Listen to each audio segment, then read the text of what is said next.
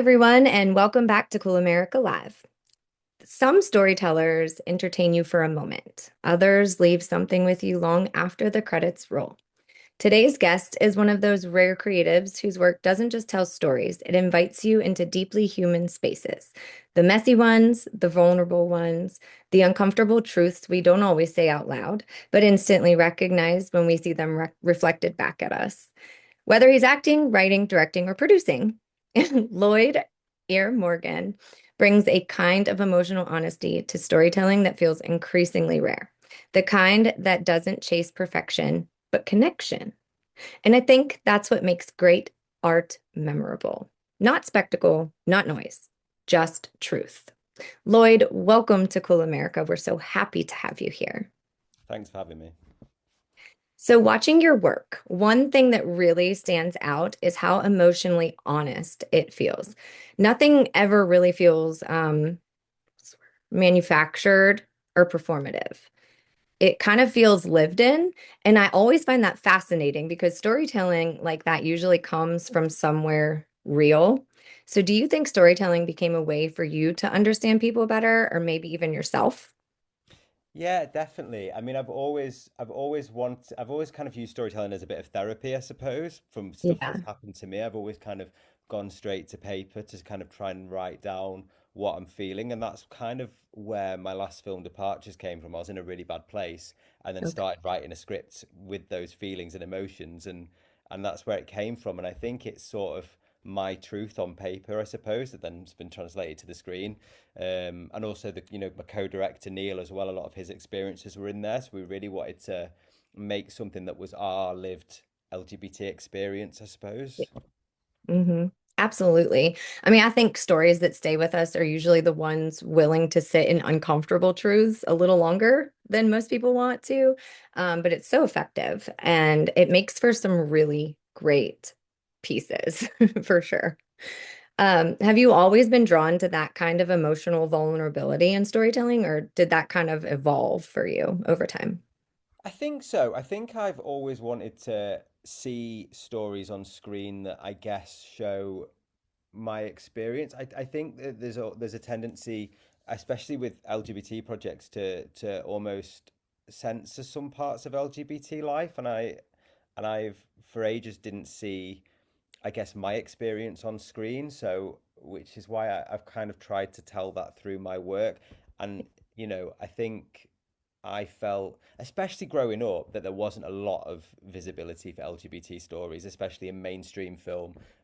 So I really wanted to focus on my storytelling, including that. So it's always been a big passion for me that, yeah. Yeah, I love that because, even in whenever I was in college and taking writing courses, they said, write what you wish you could read. Yeah. Like write something that resonates with you that you don't see a lot of. And so the fact that you said that, it just makes so much sense. And honestly, there's so much more power to something that has connection to you. And it comes across in your work too when you watch it. And it's just great. I mean, vulnerability in real life is hard enough, but vulnerability in art is kind of this magnified because people are watching. So, Yeah. And I think I yeah. felt that with this because I'm in it as well. And I've Yeah. written it and I've directed it and I edited it. So I think when I went into the BFI premiere in London, I was like, suddenly I was like, oh, I'm in it. I'm on the screen. You know what I mean? And then I was like, oh, my mum's going to be watching it and I'm having sex with someone on screen. And I hadn't really thought about anyone watching it. And then suddenly I was like in a room full of 350 people and was like, oh, you know. So. So I have to ask because you brought it up, like it's not a question that I had planned, but what was that like? Like how did you manage that with your mom watching? Like because I know there's so many people just getting into acting and stuff and they're like, "Oh my gosh, like Yeah. why I can't show my body on TV. Like my parents will see this." I think, do you know what? I showed it before because I always had the edit, and I was like, I'm gonna have to show you this before we go into the cinema screen because it's mortifying and you know what I mean. I was like, I'm gonna have Yeah. to show you, and I think she was like, it was they were all fine with it, but I was a bit like, it's very it fit we shot it to feel real. We wanted to create a kind of realistic sex scene, so it's not tame. Right. But when I was filming it, because me and David are such good friends, I was an intimacy coordinator there. It didn't feel like it was only afterwards when I watched it back in the edit, I was like, oh, this is like, quite exposing. And not only that, like, I was filming a TV series at the time and my bosses from work came to watch it and were sat in the audience. And I was like, everyone's about to watch me have sex. Like, Oh my gosh, that's so wild, honestly. But it's so there's some truth to what you said. Like your parents are because they're supportive of you and they're proud of you, yeah, obviously. And so it's just funny because it's probably way more uncomfortable for us than it is for them. yeah, exactly. And we know it's not real because we filmed it, but Right. when it's on Yeah. screen, it's like, You you want know, it to look real, so I mean feel real. So Yeah, yeah. exactly. Yeah. So that Wow. that was that was definitely an experience that I hadn't thought about having to experience. But yeah. Well, now it's out of the way. Yeah, exactly. And now I'm not bothered. Like I'd do it again now, Right? whatever. Now not there's Yeah, no shock value left, so you're good. exactly. So yeah. Was there ever a project that you thought, okay, maybe this might be a little too personal? I think this one departures because so many of the experiences in it have happened to me. So, there's a lot of I've had like ex-partners be like, "Should I watch this? Is this about me?" And like message me and be like, "Is this going to be triggering to watch? Like, is this, So, Yeah. it's definitely been like a personal one for me and Neil, the co-director. There's a lot of sort of real experiences that have happened to us, so I think making it felt really therapeutic, and now when I watch it, it's interesting because I was definitely in a different space in my mind when I made that, and it definitely helped me through it. Like it did feel like a therapy. Yeah. Honestly, I can see where you say that because it's almost like you're taking all of these emotions that you don't really know how to process that well, and then you're putting it out there so they process themselves in a way, I guess, Definitely, if yeah, that makes any sense at all. yeah. Well, halfway through making the film, I kind of felt better, and then was suddenly like, "Oh, I'm in the film, and I'm the lead, and we're making this now. We've got to finish it." And it was too Yeah. late. I was like, Yeah. Too late now. "Yeah, We're kind of committed. yeah, exactly." So I have to ask because you said that your ex-partners will ask you if they're in it or if it's about them. Have you ever done that? What had them in it? Like Or questions like had about them them. in it or like wrote it about them? I mean, it's not about them, but there's definitely people that have influenced this Right. story. And from both me and Neil, so I think that that's created someone new enough because we've combined people Yeah. to kind of separate it. But yeah, I mean, there's definitely experiences and people that, have Yeah. influenced this film for sure. For sure. Well, absolutely. Because I mean, I think audiences sometimes underestimate how much of the artist actually ends up in the work, even if it is unintentional sometimes. So, Definitely. yeah. Have you ever like watched something back of yours? I know we kind of touched upon this, but had a strange moment of realizing you revealed more of yourself than you meant to, like in the writing?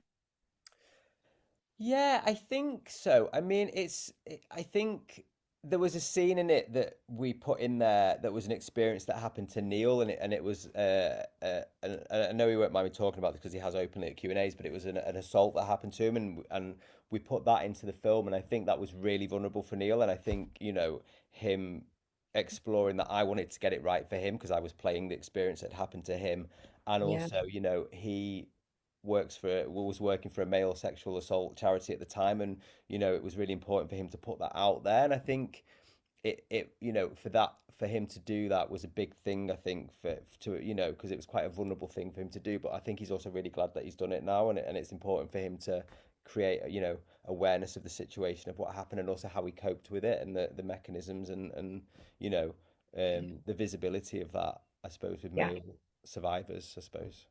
Absolutely. And you know what? I'm going to say it. Kudos to Neil for being strong and brave and doing that because bringing that awareness is going to help so many more people Yeah, and realize that they don't have to stay quiet and yeah, they should say something and they should talk about it. And so definitely. good for you guys. Like honestly, so admirable and wonderful. I Oh, mean, thank you. not the situation is it's horrific, but Yeah, the fact that he's turning that pain into something so productive and helpful to others. Um, that's just an incredible thing. Um, definitely. and honestly, and then what's so interesting about your career is that you don't just step into stories, you literally shape them from every angle, acting, writing, directing, producing. And I mean, I have to imagine all of those things ask very different things of you creatively. So do those roles kind of feel separate in your mind or they all feed each other? Yeah, they do. I mean, it's a really interesting one because when we were making a film like this, I'd be producing in the evening, and then in the morning I'd be blocking, and then I'd be acting, and then it would be lunchtime, and I'd be making sure that, cast contracts were done, and I kind of do separate myself into different boxes during the day. Luckily, I had Neil that could direct a lot of my performance, so I didn't have to worry too much about that. But yeah, it definitely is interesting. I'm lucky that I've got a good team with Neil and Paul because we've kind of created a company together. And I love this film, we were making on weekends for a year.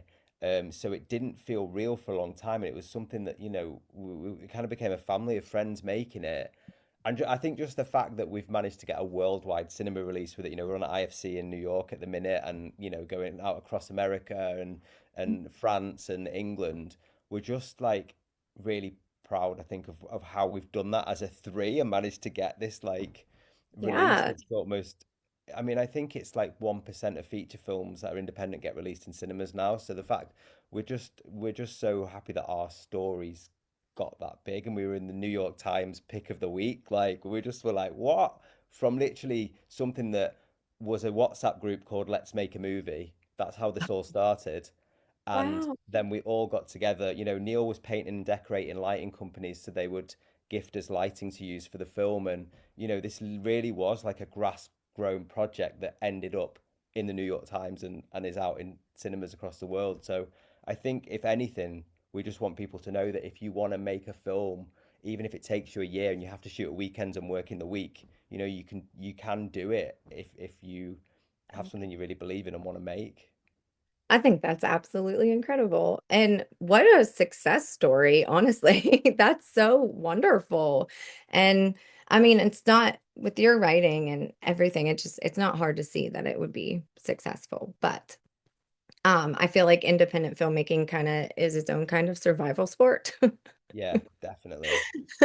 And then It we is. all get to see the finished film, but like they don't see the passion, the chaos, and the Yeah. resilience that it takes. So, what is something people would never realize about bringing an indie project to life? I think something I wasn't prepared for was Letterboxd because it didn't exist like a few years ago.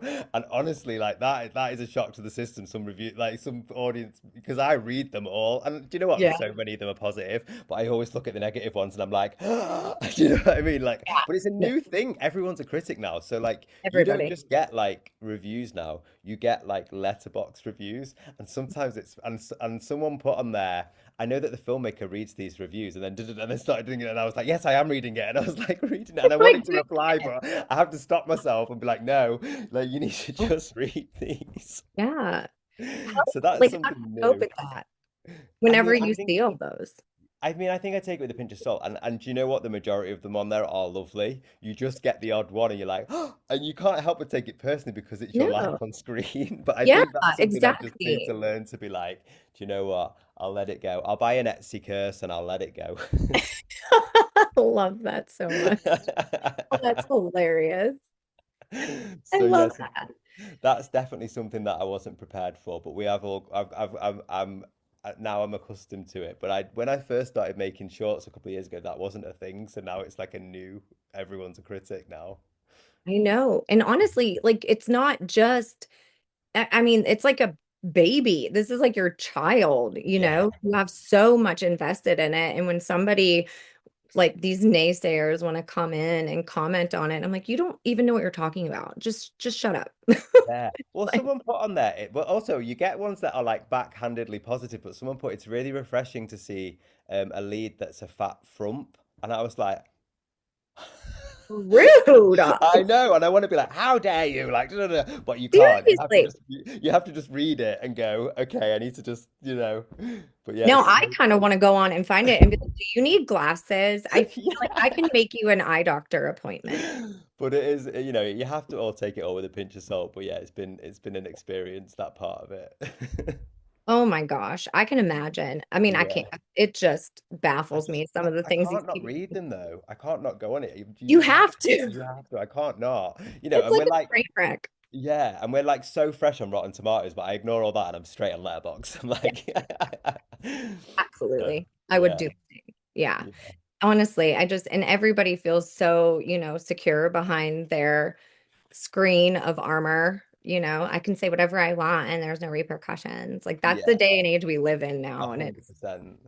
ugh, I'm like, no, no, no, no. That's not how this works. There's Yeah. still accountability to be had, my friend. Like we're gonna make sure you get it. Yeah, but I don't mind being called fat for a minute. I mean, I wanted body positivity to be a massive thing in it anyway, and I'm someone that has struggled with weight issues as a gay man, and so I wanted that to be a part of the film. So, Okay. it Well, it also is, part of it.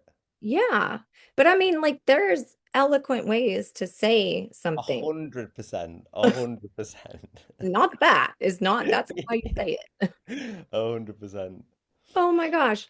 Oh my goodness. And like some of the most emotionally impactful work right now feels like it's coming from independent creators because you guys, I feel like you're more willing to take risks bigger than studios sometimes. So do you feel more creative freedom in the space that you're in right now? 100%. Yeah, I mean, I think, independent film, that I think that it's such a double-edged sword because, there's very little film funding for independent filmmakers at the minute. But also with that comes freedom, I suppose. Mhm. Um, but I do wish there was more support and more funding for independent filmmakers. It is tough, like it's really, and you end up doing 1,700 different jobs when actually if you were funded, you'd be doing one. So it Yeah. is such a, it's an interesting balance of what you gain from it, but also what you lose from it, I think. Yeah. But yeah, I mean, I hope studios take more risks. I just want people to go back into cinemas and start watching films in cinemas again because I think there's been a Yeah. massive drop for independent films and being viewed in the cinema because of COVID and the way people watch films has all changed. So the market's changed, but because of that, I think independent films are really suffering. Yeah. Um, so I think that Q&A screenings and event cinema and doing all of that will probably be the way to get people back in, and it is slowly emerging. I mean, we did it with this in the UK. We did like a film night that had a club night attached to it, where there was a big party attached. And I think that it will shift again, but there needs to be ways of getting people back into the cinema. Yeah, absolutely. I agree. I remember when I was younger going to like that was the fun thing to do was to go to the movies. Um, and I mean now like we've gone a few times, but we also, I mean, there's four kids and then me and my husband, so like six people. That's I mean, it's expensive to go now. Yeah, But definitely, I agree with what you're saying because there's nothing quite like that experience. Like it's so fun just to definitely. be in the movie theater. Yeah, definitely. And it keeps cinema alive, because that's Yeah. where all of the kind of fun, the money comes back in, and then more independent Right. films then get funded. So, it's kind of about keeping cinema alive, I suppose. Yeah. Yeah, I agree with you. Definitely, that's a unique way of looking at it, but for sure, it makes sense. Um, would you say that's the hardest part about making your own film is just the funding? Yeah. I mean, I think it is. I think it's, trying to, because I think if we'd have had funding, we wouldn't have shot it over a year. We would have shot it consecutively. But Right. also that did bring something to it, which I don't think would have come if we'd have shot it consecutively. It did also build a relationship between me and the characters, and we also got the chance to edit it during that month and see what worked and what didn't work from that block of filming. So we kind of developed it as it went. So in a way, it also benefited us, but I think with funding, it obviously. helps support us to continue being filmmakers. You know, Neil is a painter and decorator and has to do that alongside trying to get his filmmaking going, you know, so it's a real kind of balance of that, I think. But yeah, I mean, I'm hoping that this opens some doors so we get some funding for the next project Absolutely. is the plan. Yeah. And it's Yes, sure. yeah, and it's open doors in terms of like connections and meetings, and Mm. we've had a lot of meetings from it, and so it's definitely opening doors. But yeah, I Yeah. think funding is the hardest part. Well, and to piggyback on that, since you do it all, you're like the master of all trades. Mm.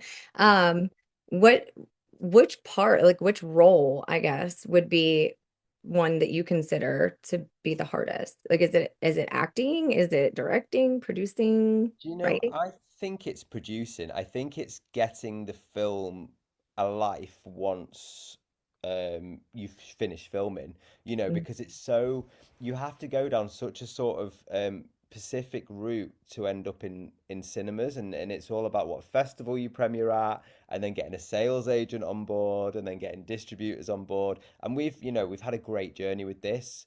Yeah. But I think getting into BFI in London really kick-started that, and I think it is all about sort of where you launch, and you've got to have a real clear plan of kind of how you Mhm. get these babies to be born, I suppose, into the world, Right? because it's tough and there's a lot of competition, so Yeah. it's definitely been a learning curve and stressful at times, and a lot of work. We did a lot of self-promotion on this, especially with the UK box office, and put a lot of work into it. And it almost became like a full-time job. Yeah. You are like Absolutely. producing it even after you finish the film. So the producing side, I think, is definitely the hardest. And if someone gave us a big budget, I would be like to get a producer straight away so we could Yeah. take that weight off. Yep, that's the one role you can have. We'll give Yeah, that to you. acting, directing, writing, love equally. Like love, Yeah. love that. That's the fun part. Yeah. Wow. So when you're creating, what matters most to you? Like, is it making people feel something, making them think, or maybe like make them uncomfortable enough to confront something? I think for me, it's making an authentic story that comes Mhm. from truth. I think that's always really important for Yeah. for me, and I know Neil and Paul as well as filmmakers, is to create something that feels real. Like I wanna connect with audiences, and also get audiences to connect maybe to a world that they don't know about as well. I like doing, definitely, Yeah. and starting conversations as well. Like Yeah. I love doing that. That's really important to me as a filmmaker.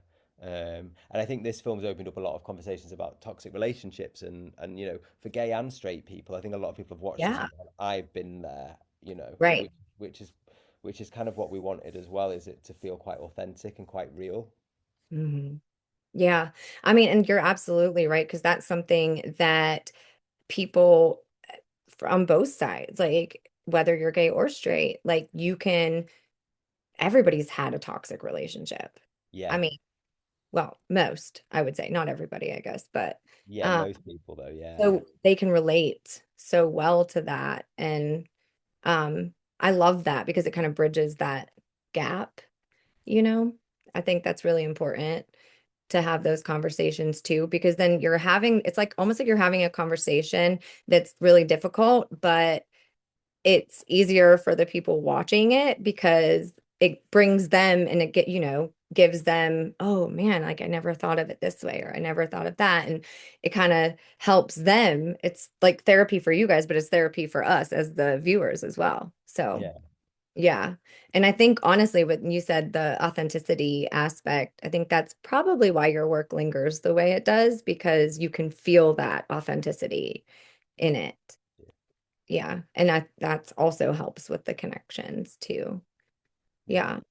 So what do you hope stays with somebody after they walk away from one of your stories?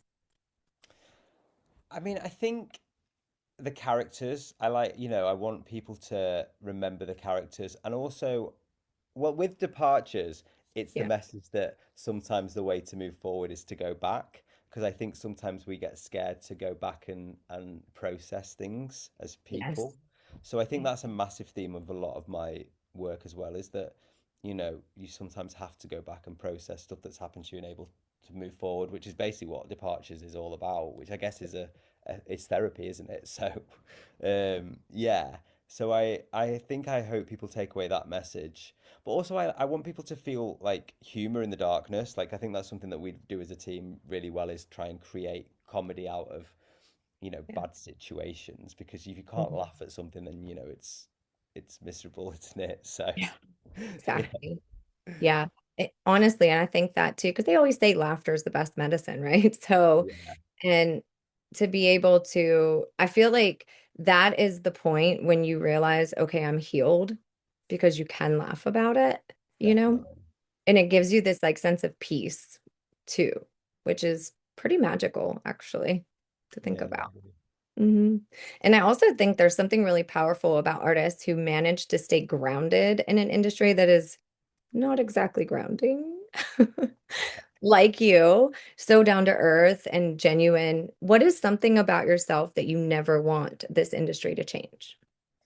Oh, I mean, I definitely don't want to lose my, yeah, I mean, groundedness, because I mean, I think I've seen people in this industry where it can change Mhm. you, like, and I want to stay connected. I mean, I started as a runner, getting coffee and tea for actors, and I've been on the other side of it, and I think everyone in the industry should have to start as a runner, whether you're an actor, a director, a producer, and just experience that. And also, because I've seen runners be treated badly on set, and I've called it out because I just don't like it, and I don't like to see it. And I think everyone on set should be treated exactly the same. I hate Yeah. the hierarchy that on some sets actors have, where runners aren't allowed to speak to them, or and it's people are scared of them, and I think I don't think it creates good work, and I never ever want to.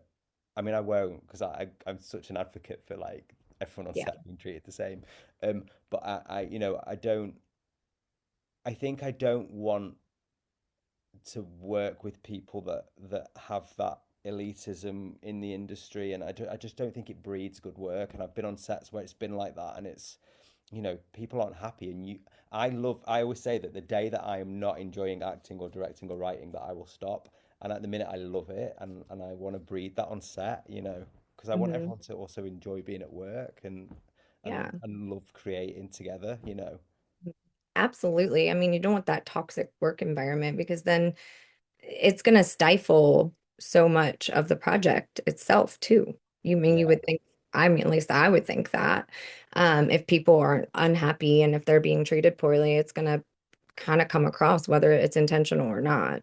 100%. So that makes a lot of sense for sure. Um, so I always love this question because the younger versions of ourselves usually have wildly different ideas about how life is going to go for us.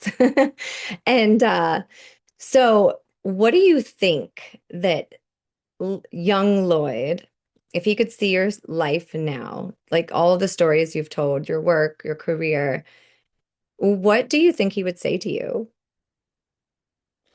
Do you know what I think he would be uh definitely happy that we're still making films Yeah. and still there. And also, it's interesting because I'm now directing on a TV show that I started as a runner on. So he would now be there and looking that now actually one day he'll be directing that show. And I think, and it's a show for Warner Brothers, and it's like, it's yeah, it's achieved. I've kind of achieved everything that I set out to when I Oh, was younger. So it's really nice, and I'm happy making films, and I'm happy at work, which yeah. I think he'd be proud of that. Yeah, I think so too. I think that's awesome. I love hearing that. Yeah. Did you always see yourself doing this? Like, was this always in your brain? Yeah, there's never been another option for me. Like ever since I was 3, I was obsessed with, films and videotapes, and I was making films on camcorders at school. I was always bringing a video camera in and making horror films with my friends, and I've never not done it. So it's just always been That, what I've done. oh my Yeah, gosh, to see that come full circle for you is so wonderful. I yeah. love that. I always love hearing that. Like, well, yeah, no, I've done this my whole life. Like, this Yeah, is what I've always loved to do.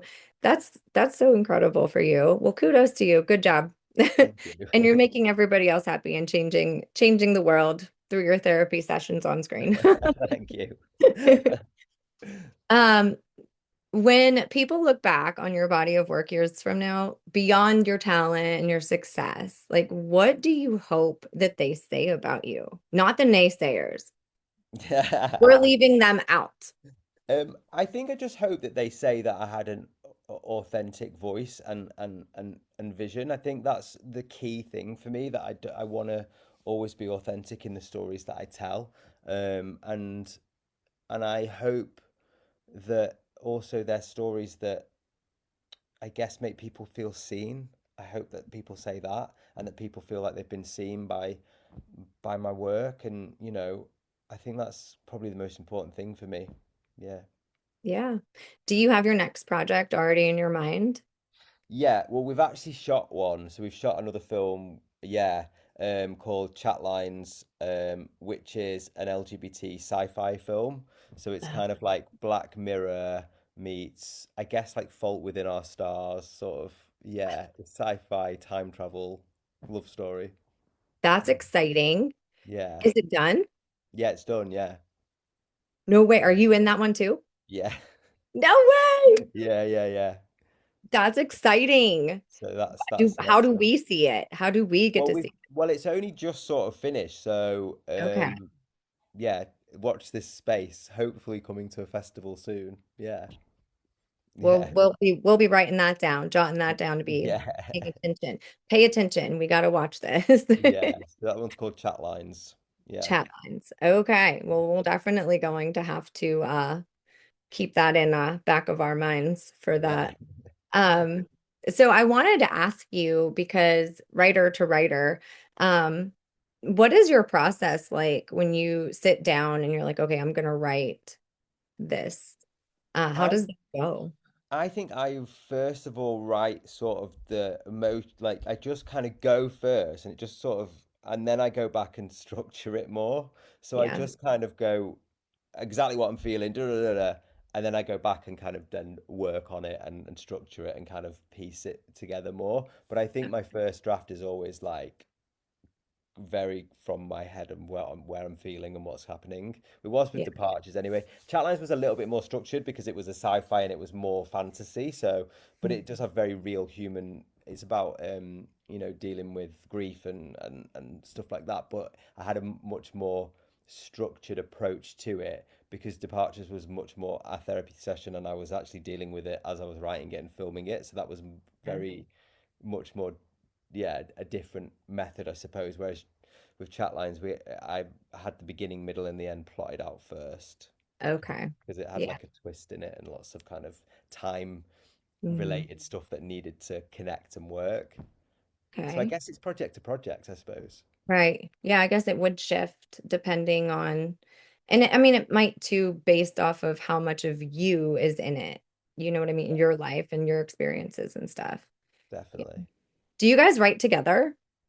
Yeah, so me and Neil write together as well. I wrote Departures and Chat Lines on my own, but me and Neil have got a couple of television shows that are in development that we've been writing together. That's Yeah. exciting. Yeah. Is it hard to write like versus writing solo? Is it a lot harder? I don't know. I think because me and Neil have known each other for like 15 years, it's Oh yeah. sort of we've got a bit of a method to it and the way that we do it. So, we're writing something at the minute called Inappropriate Adult, which is based on more so Neil's experiences, and it's about sex work and we've been developing that and we've been optioned by a TV company, so that's in development at the minute. So yeah. Okay. Perfect. I'm like so excited about all these projects that you've got going, and I'm like ready. I'm ready for them to be available to Oh, us. thank you. Yeah, cheers. Um, so before we get to the last couple questions, I actually want to have a little fun. I want to do some quick, like off the top of your head, thoughtful, like just tell me what you're thinking of first. Mhm. Questions, you up for it? Yeah, let's do it.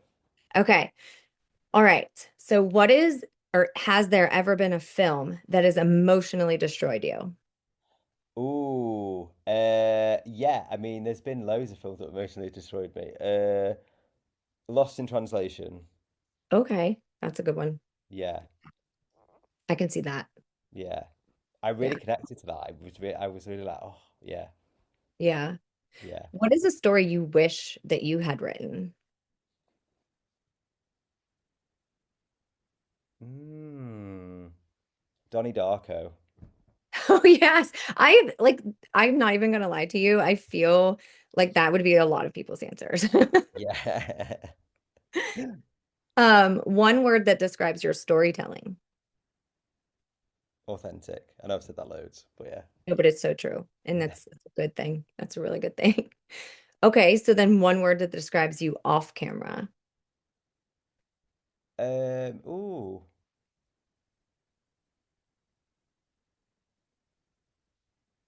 open, maybe? Mm. That works. Yeah, I think so. yeah. Yeah. And that also coincides with like the genuine vibe that you give off, the authenticity part. Yeah, absolutely. I could see that for sure. What has been the most emotionally difficult project that you've done? Departures. Departures. Yeah. Yeah. Because of the storyline and being so Yeah, close to it. yeah. That makes sense. Do you have a comfort film, like a film that you watch for comfort?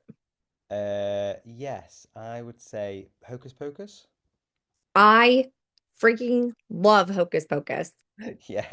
I love it so much. So good. Oh my gosh, I have to tell you this, and it's slightly embarrassing for myself, but so for Halloween every year, well, my husband and I, we still dress up. We don't go trick-or-treating, obviously. I mean, we're a little too old for that. But we dress up too with the kids as we walk around. And for the last 3 years, I have been Sarah Sanderson. I love it. That's amazing. Yes. I make our costumes too, and like most of the time, like if I can, I'll make the kids, I'll make their costumes too. But I made it, and so every year it got a little better, I would say. I tweaked it some more. I did some extra like stitching here, stitching there, whatever. And so it definitely evolved over those 3 years. It wasn't like the same. But this past year, I actually carried around a Swiffer. Oh my God, that's amazing. I Love love that. it. My kids love that movie. They can't wait for Halloween so they can watch that movie. Yeah, because it was scary when we were kids. Do you know what I mean? It was good. Like, I Right? love it. Yeah. Yeah. And it was just like the acting in it is so incredible. Like I Yeah. am like obsessed with Sarah Jessica Parker, Bette Midler. Like they're just amazing. And So good. it's so funny. It is such a funny movie. I agree. Um, oh gosh, sorry. I just went on a like hocus pocus No, tangent it's here. I love it. One director you would love to collaborate with. Ooh. Do they have to be alive? No.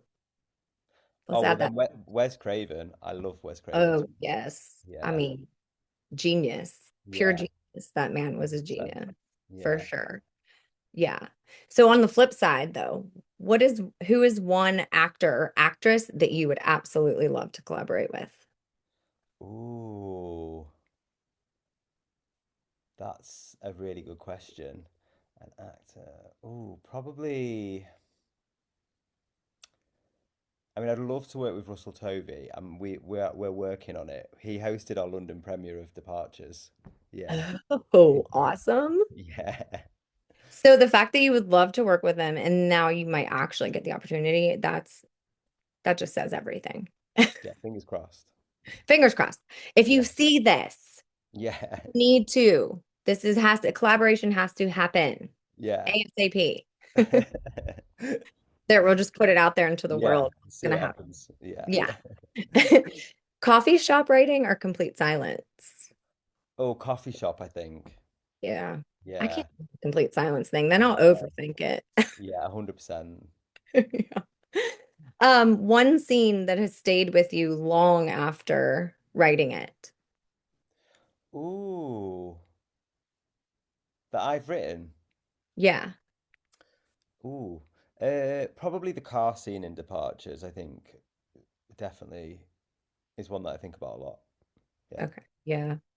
And so now that you made me think about it, has there been a scene in a movie or a show that has really stayed with you for a long time? I think yeah, there's so many. I mean, I think definitely when I was a kid, the Nightmare on Elm Street coming out of the wall behind her on the bed definitely stayed with me. Oh yeah. Yeah. Horror or comedy? Horror. Yeah, I see. I gathered that with the Wes Craven. I mean, I don't know what gave me that idea, but Yeah, definitely horror. what's your favorite movie? Ever? Ever. That's such a hard question. Um, it changes, I think. I think I've got like a top five, you know. Okay, let's Let hear me it. I've got it on my letterbox so I can I love that. I'll give you I my love that you have that down. yeah. Oh, it's loading. Well, it's Lost in Translation, Yes, for sure. Rules of Attraction. Ooh, that's a great one. Yeah, I love that. Donnie Darko, Yes. Nightmare on Elm Street.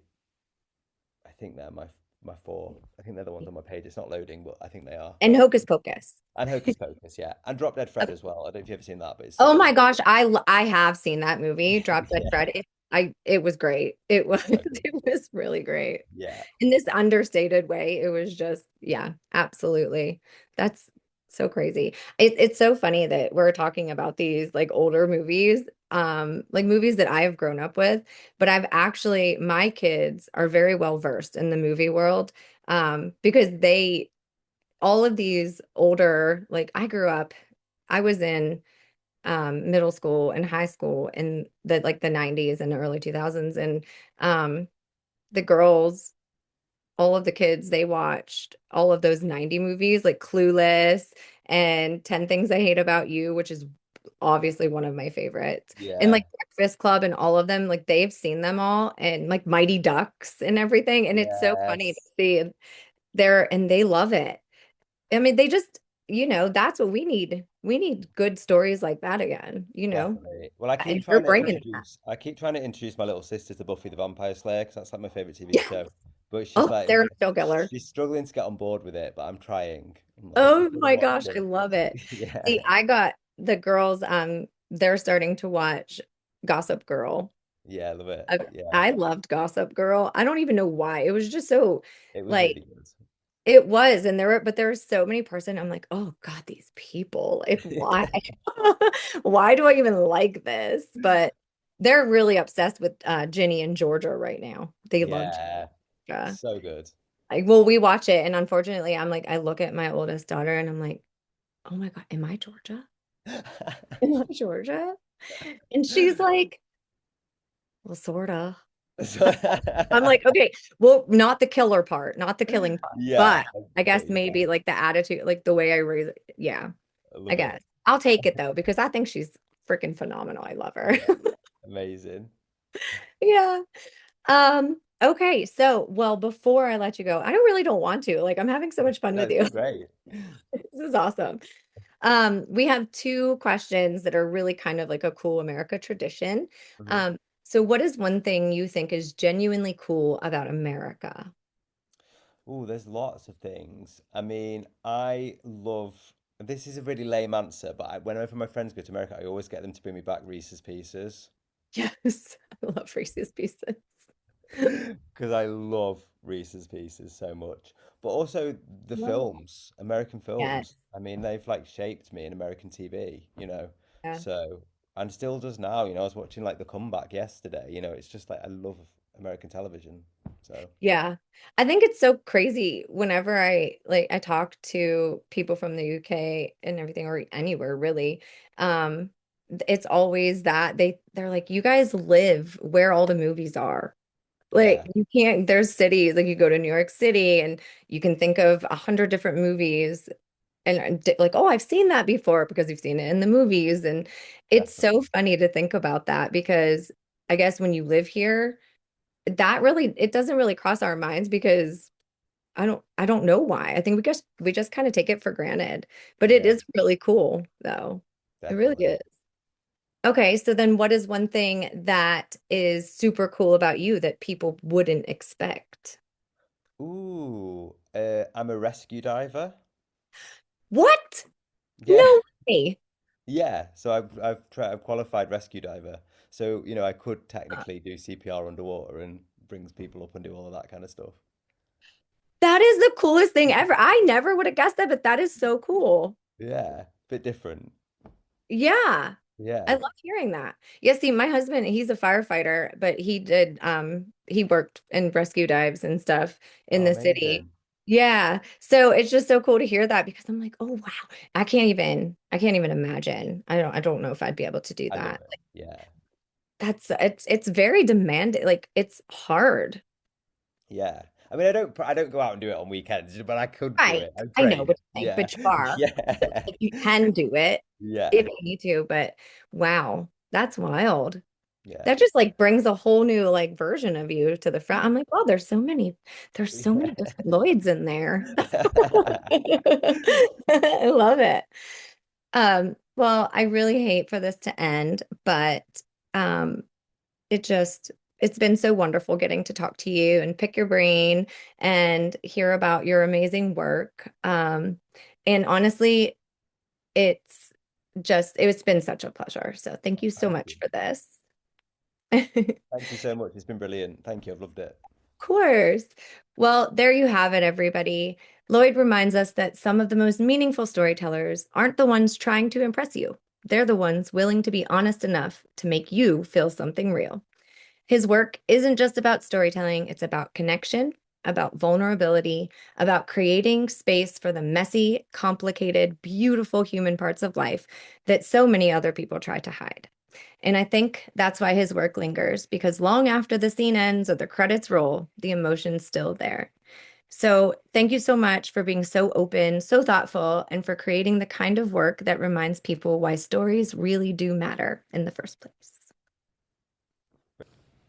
Don't forget to like, comment, and subscribe, and catch the next conversation that everyone will be talking about, only on Cool America Live.